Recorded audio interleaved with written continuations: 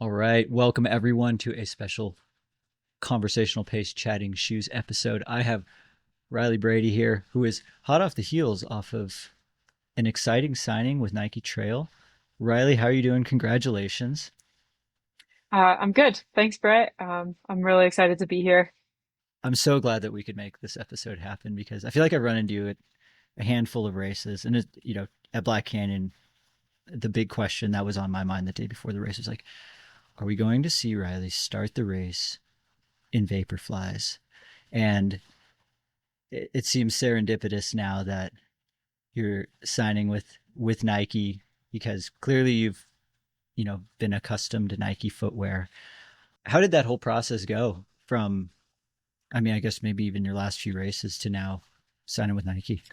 Yeah. So I've been in touch with Nike for a while.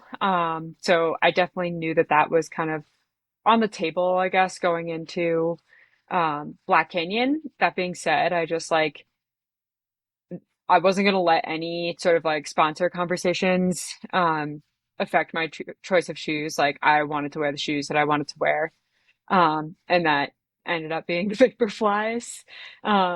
So yeah, obviously wore the Vaporflies for Javelina, Black Canyon. Both of those races went really well for me. Um, and then I think that that maybe helped kind of like spur that conversation with Nike along a little bit. And things moved pretty quickly after Black Canyon. That's so awesome. Yeah, I was always, I mean, we've always been talking about on this channel. I mean, we try and review like every trail super shoe, and the conversation that I feel like Finn and I always end up having is this actually better than just a road super shoe on the trails? And we've had the debate back and forth is like maybe the tipping point might be Black Canyon because there's definitely a lot of really fast runnable sections, but then there's a few sections where I would be a little nervous about, the stiffness of the shoe and the bounce. How did you navigate that decision, or were you just always like, I'm a Vaporfly no matter what? No, I actually, on the Chasing Gold interview, when Skylar asked if I would be wearing Vaporflies, I said absolutely not. And I Oh, wasn't lying, like I wasn't playing games. I had previewed the course and I was like, I think these are too rocky for the Vaporflies.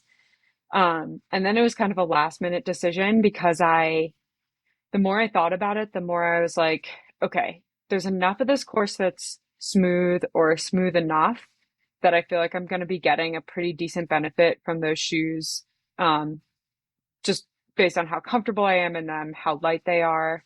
Um, that I might have to slow down a little bit on some of those rockier sections, but I think I'm going to make up for that on the flatter, smoother sections, basically. Um, and really the only section that I felt like I truly had to slow down on was that descent into Deep Canyon. It's pretty steep yeah, and it's very really. rocky. It's like, yeah, like baby head rocks. And so like maybe if I was wearing trail shoes there, I might have been a little bit more stable, a little bit quicker. Um, but we're talking like maybe seconds that I was losing. Like it just, in the grand scheme of things, like that was a trade-off that was worth it. Yeah, that makes a lot of sense. I was also thinking about like the I don't know, maybe like the mentality that goes into starting the race in a Vaporfly, where it's like that's not a shoe you're like blowing up in and walking the last 10 miles of the race or whatever. Like maybe that helps with like just an overall confidence of like, of I'm putting these shoes on right now, of course I'm gonna have a good day. Javelina, you know win there, Black Canyon win, course record. Do you feel like there's anything that helps with just like the overall mindset going into the race? I think you're on to something with that. Like, I'm not gonna rule that out. But to be honest, like, I just love those shoes. Like, I think they're extremely comfortable on my feet. Like, they're so lightweight. So I feel like I'm not like lugging around any extra weight on my feet. Your foot's like at the end of a pendulum. Like, you kind of want that to Mm-hmm. be as light as you can get it. Um, and I feel like very nimble in them because they're kind of narrow. And I find that super wide shoes, I almost like can't. my proprioception is off. Like my mind like just isn't aware of like how wide that shoe is. And so then that like hits rocks and that's when I roll my ankle. But because these fit my feet so well, I'm just like do do do do do through the rocks. That Um, is a really good point. Yeah, to have a shoe that kind of is almost just the dimensions of your foot. yeah. Do you spend a lot of time like during a typical training week in super shoes? Because you're over at a Boulder right now, right? Yeah, yeah. Um, no, just because I'm cautious of like, people talking about potential foot injuries with the carbon plates and stuff like that. Plus, I don't want to get like completely spoiled and like that's all I'm used to running in. Um, so usually I'll wear them for like a workout. As I'm gearing up for these races, like I'll wear them on long runs too, um, just to make sure like I feel good on that in them and they're working on the trails. Um, yeah, but outside of that, I try to not wear super shoes all week. Okay. Yeah, because that's definitely like a topic of conversation that I feel like is like mumbled a little bit amongst like maybe some of the training groups or like runners to runners about like how much time do we spend in super shoes? Because any running shoe advertisement or like Adidas, Nike, Hoka campaign you see on social media, like they're all like just running through the city and super shoes. I'm like, I don't know if that's actually the case amongst professional runners. And I've been hearing more and more of like really pick and choose the days for these same types of injury concerns. um so you're, I guess, outside of the Vaporfly, are you trying to stick to like non-plated shoes in general?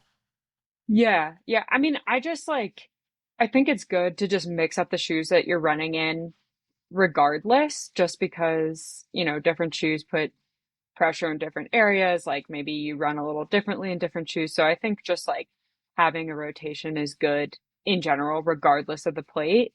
Um, but yeah, I really like the Peg Trail too. Like that's like a good training shoe that just I can wear on a bunch of different terrain.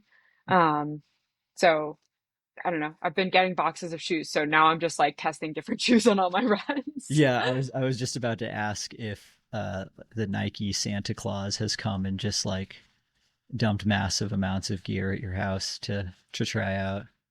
Yeah, I mean, I actually feel like it's like a pretty reasonable amount of gear. It's not overwhelming. Yeah, I do feel like I'm in the initial phase of like, okay, figuring out what sizing works for me and, just trying to figure those basics out. Um, but yeah, I'm actually kind of glad that they haven't just been like, here's this massive truckload of stuff, just because I feel so wasteful, Totally. Um, especially if you haven't figured out like what your sizing is and all that good stuff. For sure, yeah. I mean, every company makes so many shoes now. Like if they sent you every single one, it's like, oh gosh, where do I even start? Yeah. You've been running ultras for a while now. Like I would say you're a veteran of the sport. I mean, I was looking back at your ultra sign up and it's a lengthy scroll, which is Yeah. which is cool. It looks like you've done a really wide variety of races kind of all over the place. And um your first 100 mile was that a decade ago or Yeah, a while probably back? about that. I will say my actual first 100 mile that I DNF'd, was before what's on my ultra sign up. Oh, okay. It was probably the most bizarre race experience of my life. What was that? So Can we yeah. story time? All right. Yeah, I was in college and my friend and I were just like looking, we just wanted to do a 100 miler. So we were just like poking around the internet to see what would be convenient for our schedules, Oh my basically. god! How did you even know that was Um, a thing in college? I didn't even know ultra running was like existed. yeah, because my friend who I did this race with, she was from Ithaca, New York, and Ian Golden puts on um Cayuga Trails 50. And so that was like in her hometown, so she was aware of that. Hmm. Um, And she brought that to my attention. It was like, hey, there's this like 50-mile race I want to do. And at the time, you needed a qualifying event for it. So that's when I did my first ultra. I did the New Jersey Ultra Fest 50K. Um, Jumped into that so I could qualify for the Cayuga Trails 50 miler. Yeah, so that's how I discovered that ultra running was a thing. Um, and so for this 100 miler, it was like the end of the semester. So we are like, oh, that's perfect. It's like in southern Vermont. We were in school at University of Vermont. So we were like, we'll finish school and we'll, go down and run a cool 100 miles. Um, we show up and it's like no one is there. We find this cabin in the woods and we're like, is this packet pickup? And this guy's like, who wants to know? And we're like, well, we think we're running, so we would like to know. Turns out we like got our bibs and showed up the next morning. There were like 10 people. This dude like drew a line in the dirt with his foot and was like, go. And it was 10-mile loops of this like mountain, like you go up and down. Pretty classic, like East Coast terrain, like rocky, rooty, covered in piles of leaves. Like fairly poorly marked course. Did you accidentally do Barkley? Yeah, It's like this is kind of what it sounds like. maybe it was bizarre and like we knew nothing about fueling at the time. Like I had like an old Camelback backpack and like was carrying like a slice of pizza and like a baked potato. Um, and the race director was like, "Yeah, just let me know what you need. Like if you want a milkshake from McDonald's, like I'll run out and grab that for the aid station." And we were like, we're not going to hang out at the aid station for you to go to McDonald's. We're in like the middle of nowhere, Vermont. So anyway, it took us 27 hours to go 70 miles. And then my dad showed up to pick us up and we were like, well, I guess we timed out. Like we can't make my dad wait here for us to finish the last 30 miles. Oh um, my gosh. yeah, so dropped out of my first 100, most bizarre hardest 100 I think I've been in. It was very weird. Wow. Way to set the tone for like the rest of your ultra running career.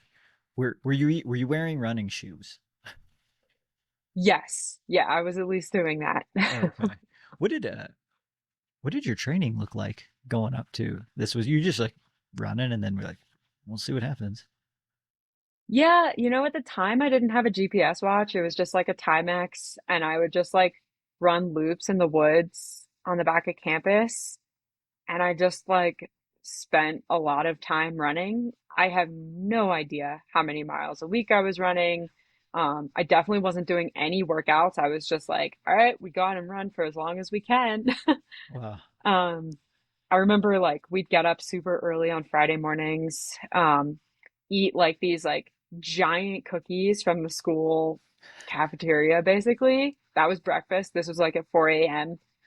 Get like 20 miles in the morning and then go to class after that, and feel a smug sense of superiority Oh yeah, for for the sure. rest of the day. You're like, I definitely ran more than all of you people this morning. Yeah. Wow. Yeah, Yeah. that's So, that's old school. yeah. I mean, it was a different time, that was like 10 years ago.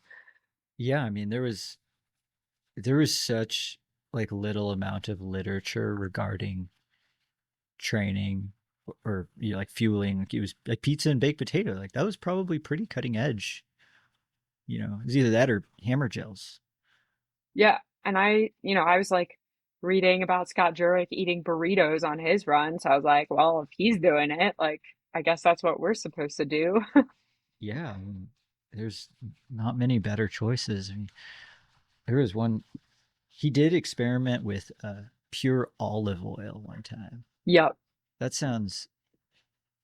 Thanks for taking one for the team, Scott. Yeah. Um, don't have to do that. But so you like I'd say like you crossed through a couple of eras within like trail and ultra running. For you, what are some of the like biggest advancements in like from a footwear standpoint that you've noticed? Because I guess you were probably even kind of coming up maybe towards the tail end, but it was a long tail of like the minimalist type era of running. Did you ever try any shoes that were basically not shoes? Oh yeah. Oh yeah. When I was Oh in high yeah. school, I had the five finger shoes in high school. And, fortunately, that era is over. Yeah. Did were you able to run in them? Like I can barely put them on because I got like a wonky left pinky toe and it just kind of like flaps there. So it's like I don't know. I need give me a toe box. Yeah. I mean, I was a teenager. I'm sure I could have run in anything at the time. That's true. Yeah, pretty invincible. One I guess stepping slightly out of footwear, but still in the same vein of just advancements in tech. Uh, your I guess like history with fueling, the hydration nutritional aspect has been super interesting to follow and listen to. I know you touched upon it on your interview with Dylan Bowman on Free Trail, how you kind of had like this big, what do they call it, like a light bulb moment with your fueling, and you're talking about being like a pretty extreme outlier in some cases. Can you talk about like what that is and how you figured that out? Yeah. So I guess I'll start with how I think I'm an outlier. One, I basically don't need salt. Like I just lose an incredibly small amount of sodium. So I have to get some, but you know, I've never cramped in a race. I just like don't need that much salt. And I figured that out through sweat testing. I actually did two tests because the results came back. And I was like, this can't be right. Like this is absurd. So I took another test and it confirmed that. So I was like, all right, I guess I don't need that much salt. And I think, this I haven't validated with any testing, but I think I don't need to be on the high carb train. Um, I I don't know. I've done pretty well on 40 to 50 grams of carbs per hour, my last couple races. And, um, obviously trying to get that up in practice, but I don't worry if I'm not hitting the same numbers that everybody else is talking about. And then for figuring all this stuff out, it's been quite a journey. And I think working with Vic Johnson has actually been really, really helpful. Just doing sweat rate testing with him to be tracking like the fluid that I'm losing in addition to the salt, getting a sense for what that looks like in different conditions. Which I also don't. I have a low sweat rate. I don't lose that much fluid either, which logistically makes things so much easier. You were built for this sport. Yeah. Um, And I think also he gave me like an order of operations before Javelina of things to worry about. Like the first being hydration, then carbs, Okay. then salt, then caffeine. And that was just like so helpful. Like then you're not like worrying about like, oh, I'm not getting this and like now I'm losing out on this other thing and like should I be more worried about my levels of sodium versus fluids and just like having that clear cut, like, no, hydration is the first thing. And if you can't get carbs in, whatever, hydration is the first thing. Um, I think just mentally that helped me just like break it down, simplify. Um, and then, yeah, things obviously went well. And then after I didn't throw up at all at Black Canyon, huge win for me. Big win. um, yeah, that kind of confirmed like, all right, I at least have the general formula of what works for me with fueling down, and can adjust as needed. Totally. Yeah. And I mean, there's probably a lot of parallels that you'll be able to take from, I mean, Black Canyon and Javelina going into something like Western States because you get that net downhill, you get the heat. I guess it's just kind of like a slightly more extreme version of Black Canyon. Yeah, totally. And with Javelina being so hot this past year, Right. and it's dry, like there are no stream crossings out there. There's no shade. Like I actually think that was excellent. Getting that nice 100-degree day, that was very helpful. Yeah. Yeah, definitely. Yeah, the javelina, the lack of shade there really cooks you. Because even at States, there's trees. Right. And there's stream crossings at states, like you Right. can Yeah. dunk. Yep. Totally.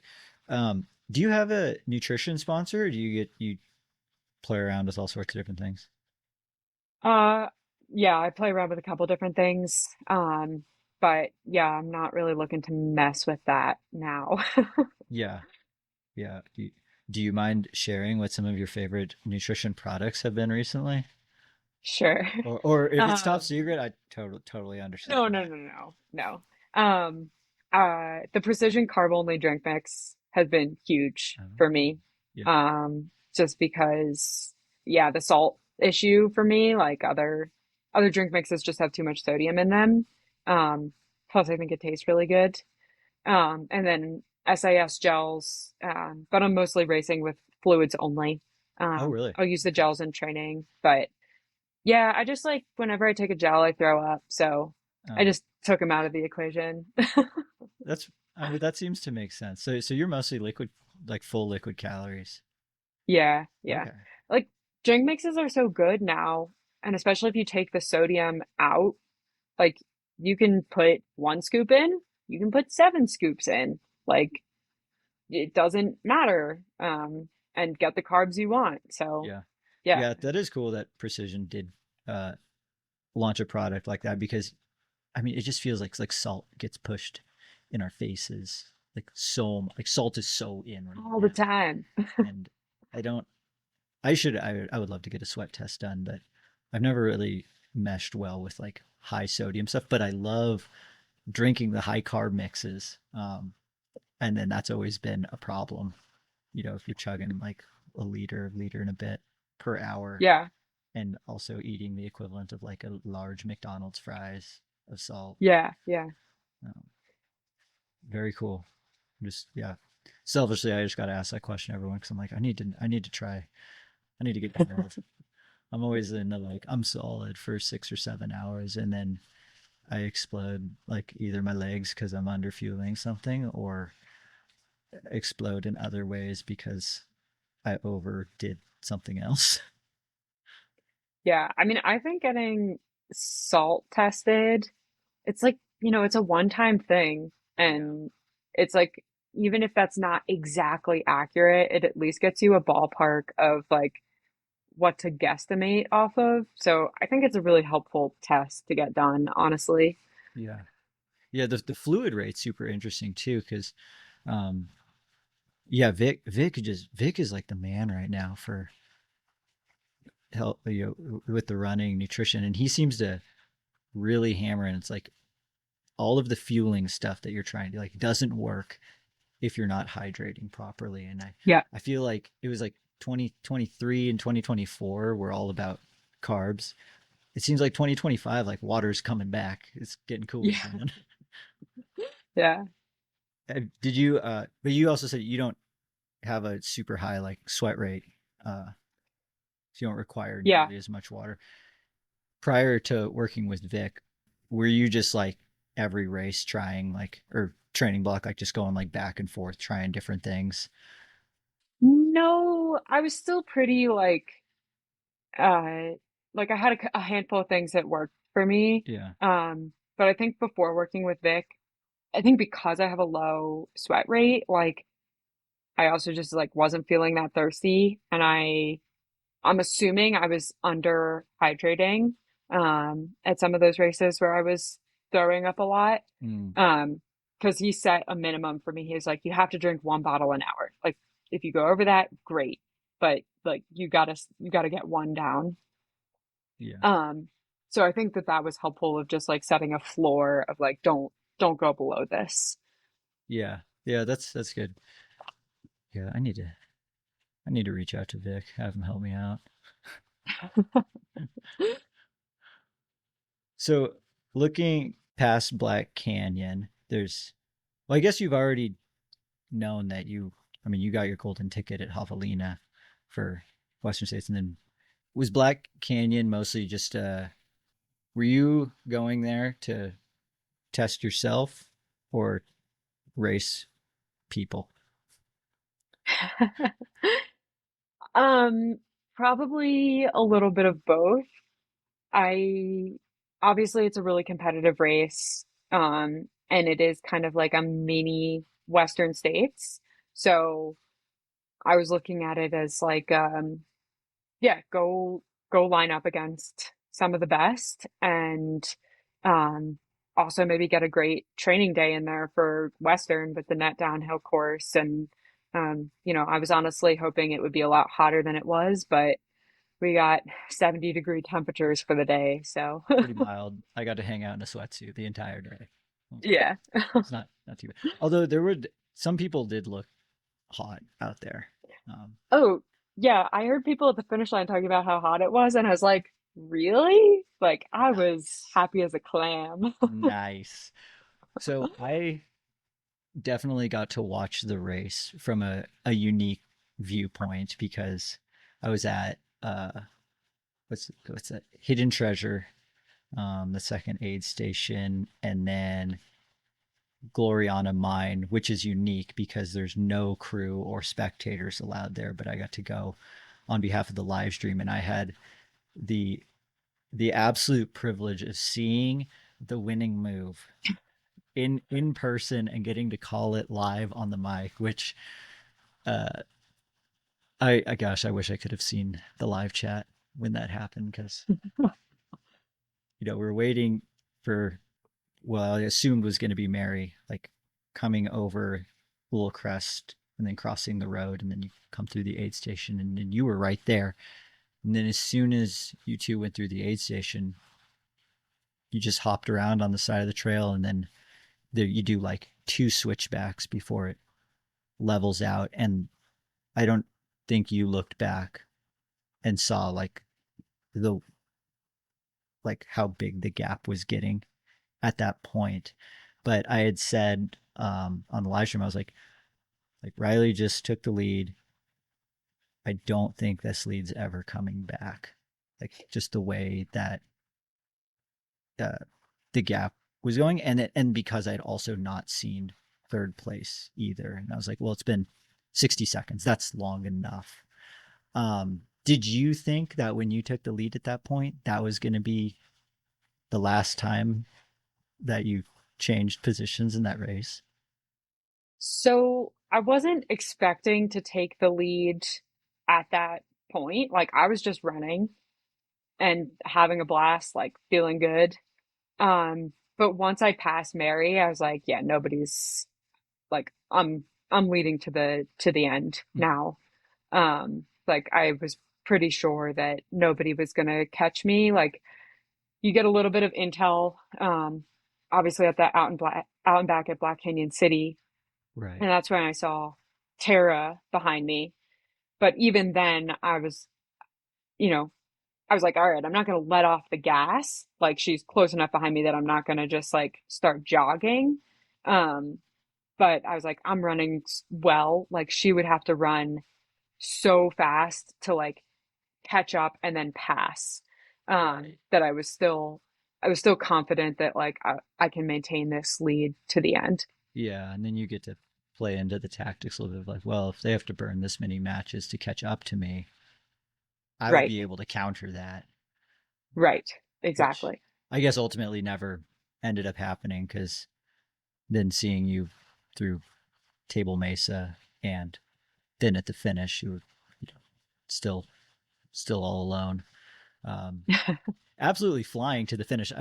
You and Tara both. I forget who I was talking to after the race. I was like, they need to make the finish shoot a few meters longer because Yeah, you guys both finished and just had to slam on the brakes because you were about to run into the fence.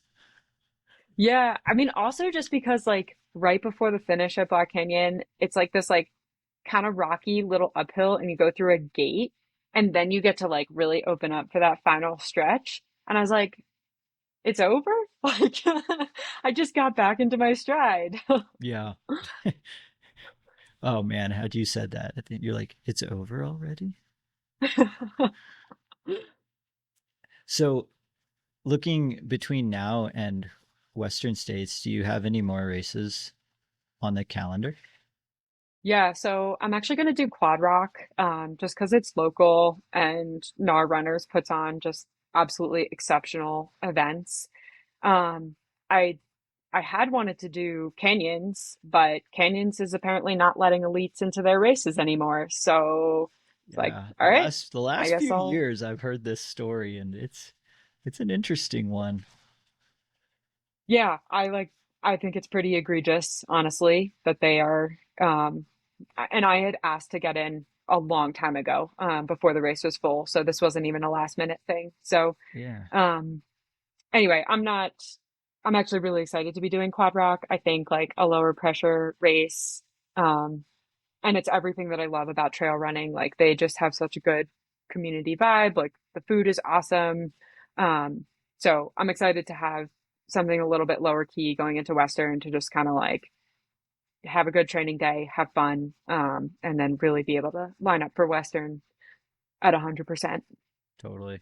Are you gonna go out to the Memorial Day training camp runs? I'm not.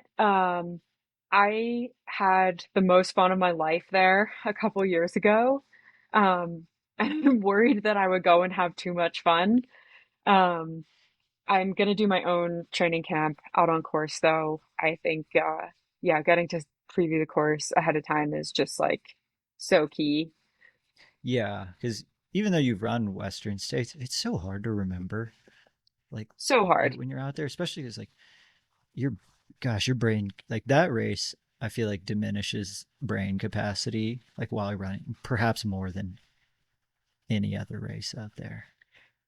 Yeah, and I was when I was doing that race, like I was throwing up so violently and so frequently. That was really my main focus of the day. It's like Um, don't die.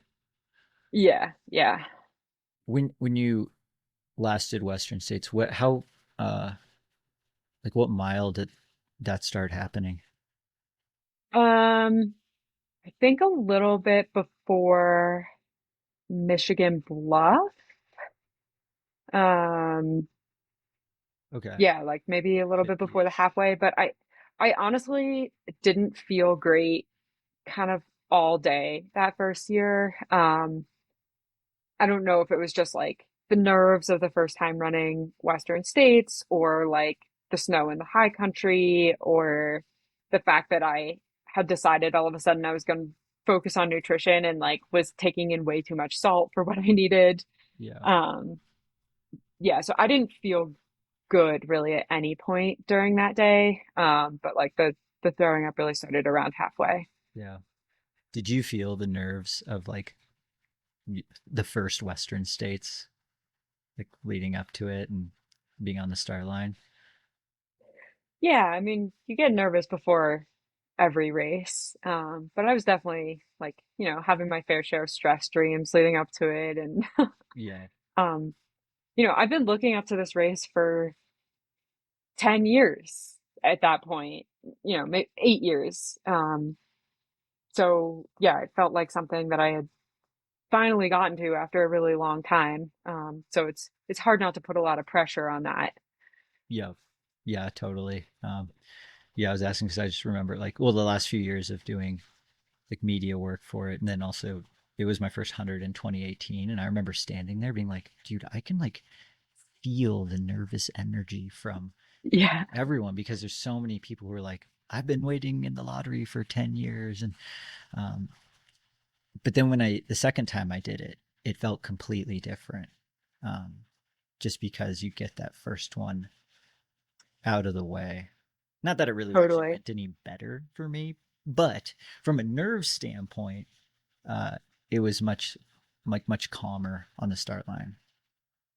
Yeah, I mean, I even feel that now looking ahead to Western. I'm like, all right, I got the first one out of the way. Like, I'm just a totally different runner than I was even 2 years ago. So, yeah, definitely feeling like I'm going into it with a little bit more calmness. Yeah. Are there any particular parts of the course that I guess that either excite you or I don't know if terrify you is well, I don't really believe you're probably scared of anything on the Western States course, but like spots you're excited for, parts you're a little bit like maybe nervous about. Yeah. I feel like I'm always nervous about starts. honestly, like I don't like being in that pack of people. I don't like feeling kind of crowded and um, part of running with the elite females means you're with like a lot of uh like sub elite men and it can kind of feel overwhelming. So I think I'm most nervous about just like getting through the start of the race, like until it thins out a little bit. I'll be much happier. Um, and I'm just excited to bake in the heat all day. Like to run downhill and I want it to be 120 degrees out. I feel like we haven't had a super hot year in a while. This is gonna be it. I'm gonna make it happen. Yeah, I think you might be right. And it's funny, we always talk about this where it's like, man, when are we going to have that, that 110 plus? And then we're like, wait a minute. There's a good chance like all of the live stream cameras like won't work if that happens. And we're going to be Yeah. back to like freaking Twitter updates or something because we're like, all of our cameras are broken because it's so hot. Like, here's a picture. And then so Riley looks good, tired. It'll really be the ultimate neutralizer. It will be cool to have the full support of Nike and Nike Trail going into Western states. They've had some cool just activations and pretty big crews there the last few years. Yeah, I'm excited about that. Definitely feels like an advantage, I guess, to have support behind me. I mean, I know all my competitors also have support behind them, but obviously that's a new experience for me. So Yeah, yeah, yeah. excited about it. Have you had like much conversations with them surrounding Western states yet? Not yet, but I know that that's coming. Like I think right now I'm just kind of like trying stuff out. But I know that I'll definitely have the opportunity to talk with some of their gear people and um, get stuff. At least I get to say my opinion. I don't know if they'll listen to it. I mean, it sounds like they've been really receptive to like personal tweaks and stuff. Because I was talking to Caleb Olson, and he was like, "Yeah, when we were doing a deep dive of the packs, like we were like nitpicking every single little seam and stitch, and they were like, okay, like cool, let's do that right now." Sweet, So, sweet. um, yeah, I would say it's definitely, you know, you're I guess if anything, you're on like more of a level playing field with everyone else at the front of that race, which is a really interesting dynamic for just where the sport is going.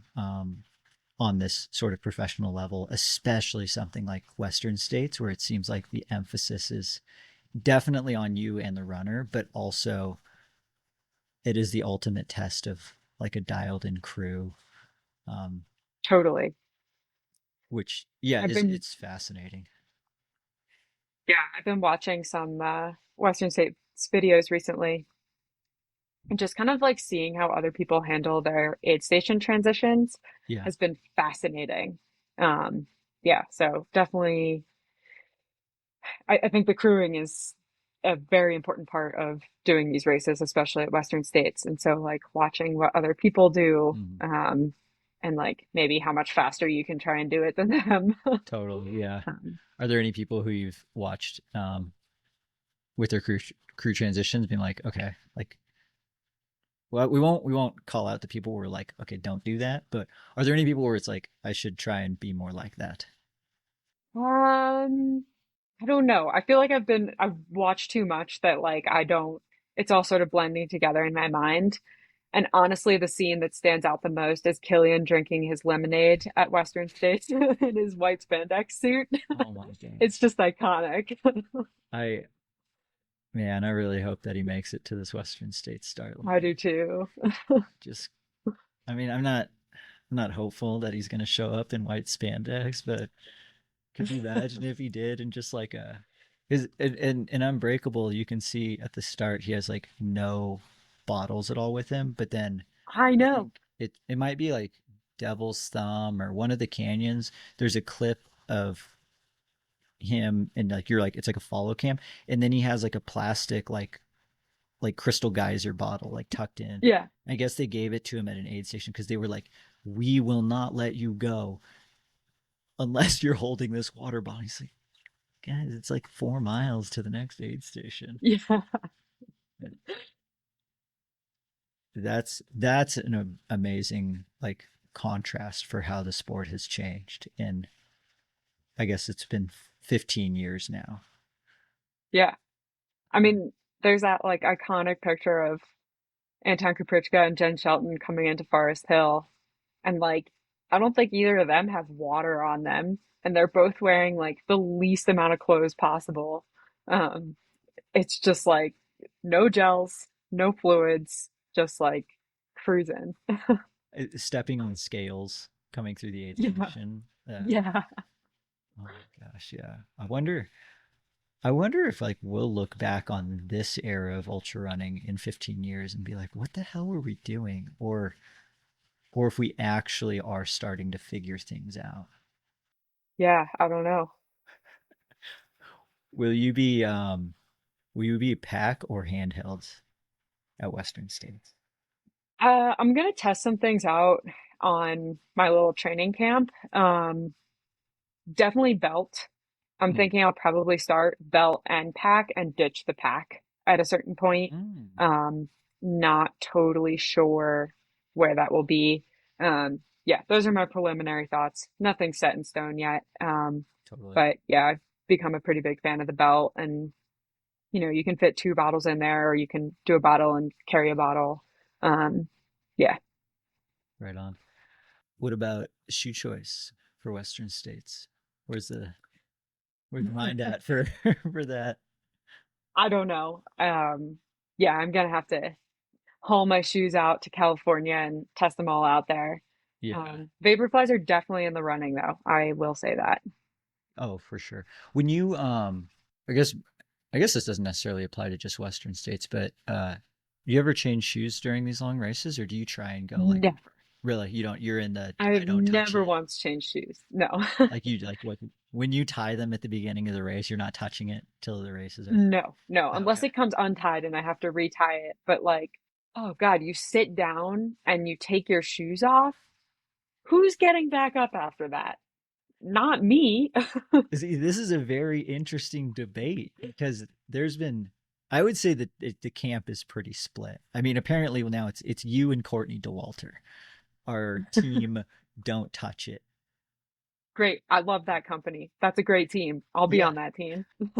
And then, but then you see so many shoe changes at either Michigan Bluff or Forest Hill because, you get the like trail shoe until that point and then put on the race, like, your super shoe or whatever. That's interesting. I like your answer, which also adds even more to the mystery of what the starting shoes are going to be. I guess the snowpack also has to come into play a little bit. Yeah. Um, it doesn't sound like California's been getting much like abnormal amounts of snow. You've been paying attention to their snowpack much? No, not this year. Yeah, sounds doesn't sound crazy. So maybe there's a chance they'll have like a somewhat drier high country. I'd love that. It was hard running through the snow, like just even following the course. Like I was glad I was running with other people because we'd be like, "Oh, there's a flag over there. Oh, now it's over there." You're Was just that kind of like blindly zigzagging. was that last year or 2 years ago? 2 years ago, it was 2 years like ago. a record snowfall year, just Yes. like insane amounts of snow. Yes, you're right. That was absurd because I remember Mike McMonigal went and ran the first 50K like a couple days before the race and Yeah, scouted out a whole bunch of it. And his footage was just like, and I think it was before they had marked that section. So he was just trying to go off of like a GPS map. And yeah, impossible. yeah, it looked ridiculous. But even, yeah, then just going flag to flag, like not, not very rhythmic. Mm-mm. Yeah, so you probably won't get that this year. Maybe someone at Nike is going to listen to this and be like, we need to make Riley a custom trail Vaporfly.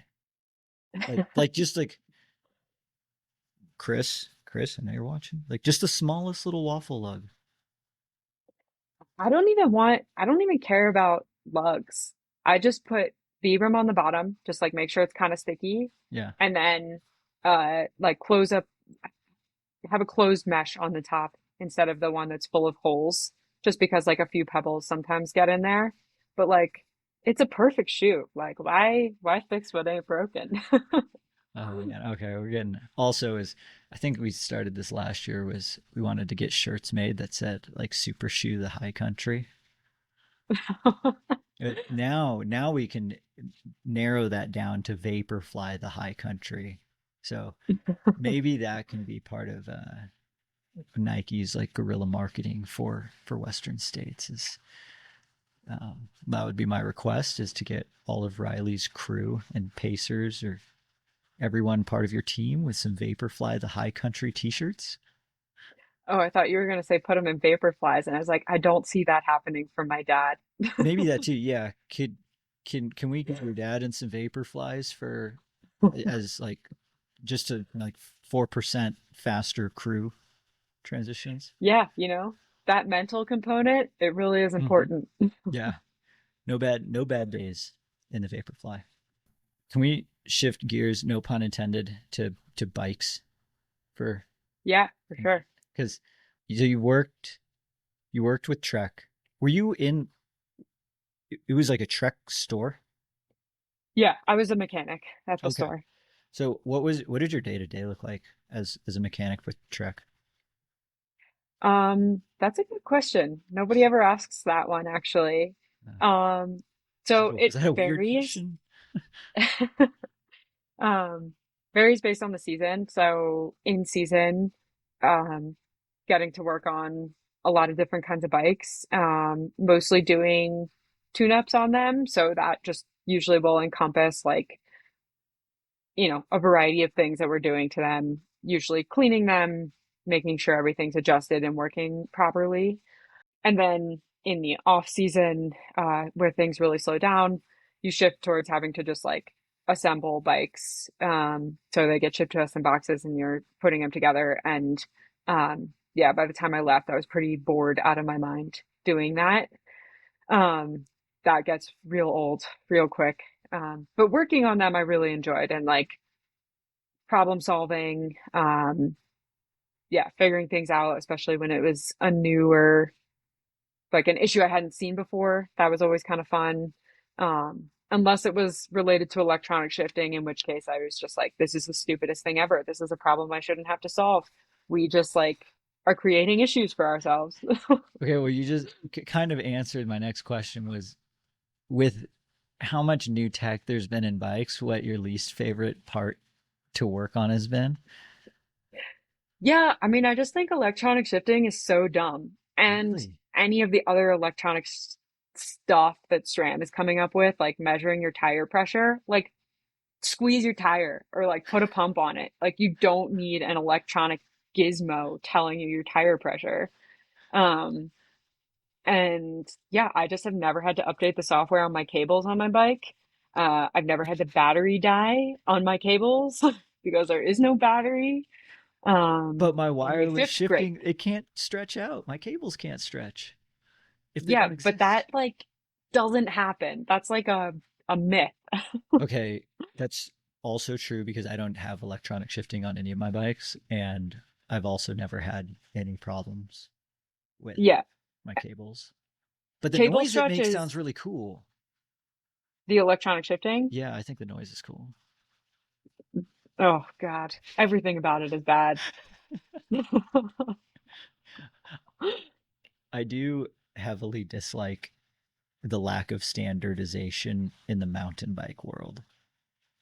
Like I feel like road bikes, I guess I haven't worked on a ton of new road bikes, but they not too many pieces, but like my mountain bike's like 4 years old now and everything seems to be completely obsolete.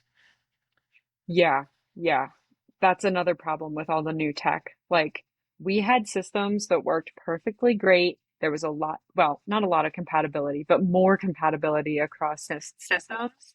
And now, like, increasingly, as big tech takes over the bike industry, like, everything's getting more and more proprietary, less and less easy to fix, harder to get parts for the old stuff that Mm. actually works for a significant amount of time.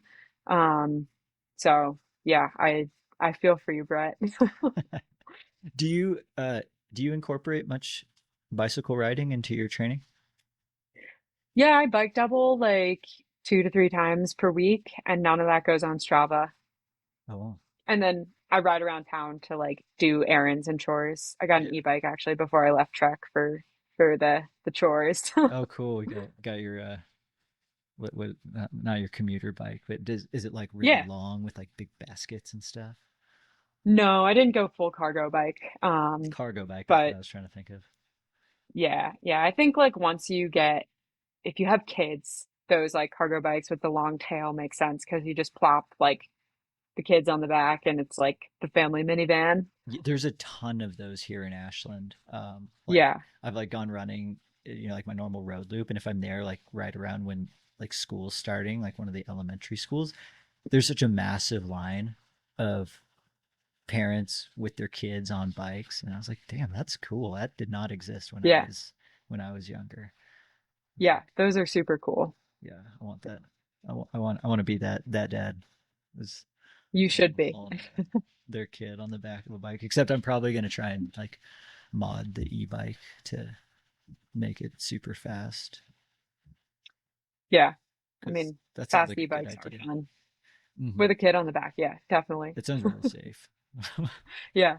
Hey, you put a helmet on the kid, they'll be fine. Yeah, even like I mean, you can go full face, full Yeah. armor. That wouldn't raise some eyebrows on the in the drop off line. Like questionable parenting over there, that guy. Or are you just being extra safe?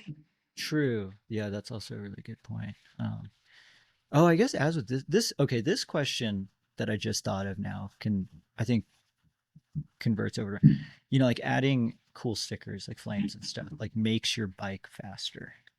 Like that's like not even an argument.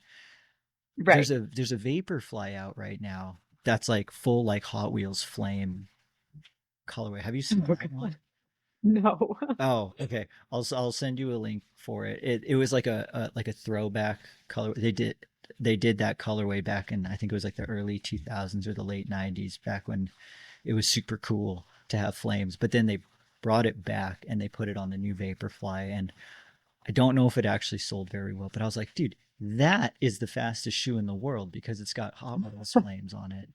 Um, Obviously. that might be one to consider for Western states, that specific colorway. Okay, I'll put it on my list. Yeah, put it on the wish list to send over to the Yeah. crew. And if they're like, why? You could just tell them because I said so. If you need to throw Yeah. somebody under the Okay. bus. Okay, I feel like I've wasted enough of your time talking about random things and shoes and all that stuff. Because my final question is there anything planned past Western states, or is Western states the sole focus right now? So I don't think that's an either or question. Mhm. Western States is the sole focus right now. But I did also just kind of arrive on what I wanted to do after Western States. Um, I think I would like to do Run Rabbit Run and then CIM. Um, Thinking of those both as being kind of more building blocks for the future. Run Rabbit Run is obviously local, more mountainous, has that later start in the day. So just like, eye towards UTMB in the future. I Mhm. feel like that's a good kind of stepping stone. And because you have to plan so far in advance with UTMB now, and I didn't know if I was going to have a sponsor, it's like too expensive to get over there on your own. That's kind of out for this season. So yeah, Run Rabbit Run, and then I want to do a fast marathon. So CIM seems like the one to do. I have realized that I may need to, I don't know if I'll be able to get into their like elite entry, because I don't really have time to run another marathon in prep. And I don't know that I'm fast enough at the half marathon distance. So I'm like, can I slide in my Black Canyon result? I Like, feel like it's got to get be worth into the marathon? something. Yeah, like Yeah. they have an asterisk that says like we will consider other distances and times for this Okay. qualification. I'm sure they're thinking like 5K, 10K, not ultra, but yeah, if I run a marathon, like I want to be able to do it to the best of my abilities, and like I do think I can run an elite time. So yeah, that's my thinking behind the end of the season. That's cool. That's sweet. Yeah, highly recommend CIM. Um, have you like legit trained for a marathon before? No, never. Oh, cool. Um, I ran like 252 or 253 years ago at the Philly Marathon, Well, like pre that's Super not. Shoe. Yeah, I didn't fuel that at all. Like no fluids, no carbs, nothing. And so I'm like, I'm fitter. I'd have super shoes. It's Yeah. like, yeah, I think Uh, could definitely go a lot faster now. yeah, especially if they let you into that elite field, you would have like some potential awesome pace groups to run with because Right, that's definitely like I feel like the main reason why a lot of people go to CIM is because they have like a lot of people, trying to run like 240 or right, whatever right. the time might be. You're like almost guaranteed perfect weather too. Yeah, which in Philly, it's like never perfect weather. It's always like so windy and freezing cold. Isn't that course? Is that course not that flat either? I don't know. I mean, it feels flat compared to trail running. Yes. Um, and it's definitely flat compared to like Boston. I, but I don't know how it really stacks up against other marathons. Yeah. Yeah. CIM's like it's rolly for the first 20, and then when you come into Sacramento, it's like pancake flat, which is interesting because some people's wheels like totally fall off when it actually gets flat. Um, Oh, and like it's you can't ever really see too long in front of you at CIM until you cross the bridge, and then you cross it and you can see like 2 miles down the road. And I think like it definitely can be a good thing because then you can all of a sudden see like a line of people that you're about to pick off. right. But I could Going also hunting. I could also see it being a total disaster for like if you're like getting a little jello-y and then all of a sudden you actually have to lay down some power. I don't know. I think it's always helpful to see people. They're just like, yeah, they're there to be picked off. Yeah, yeah. I mean, it's that race day magic. It's just like it's why you run better in races than time trials. Totally, Um, totally. that's cool. That's gonna be very exciting. I'm excited to see that. You've got a good coach that can help you get prepared for all of those things. Yeah. And I'm kind of excited by the prospect of like, yeah, going and doing something like Run Rabbit Run and then turning around and doing a fast road marathon. Um, and yeah, using that marathon speed to launch into 2026. Yeah, totally. Oh man, that's gonna make the next ultra you do it just feel so stupidly slow the first few miles. Yeah. Maybe even the whole thing. I mean, Yeah. it's I perspective. mean, we are just out there jogging, Yeah, Just just go for a jog. going for a jog. Well, Riley, thank you so much for all your time. This has been awesome. We'll have to reassess on the shoes in June. I'm sure I'll see you at some point over in Palisades. I'll be there, I guess, all week with Finn and the Single Track podcast doing our preview stuff. Any final words of wisdom, shout outs to the all the shoe nerds watching? Uh, I mean, I feel like the best shoes are the ones that are most comfortable for you. Like, I don't know, that's people get so wrapped up in all the tech, and like if your feet hurt, you can't focus on what you're trying to do. So, like, regardless of whether it's a super shoe or not, like it's got to feel good.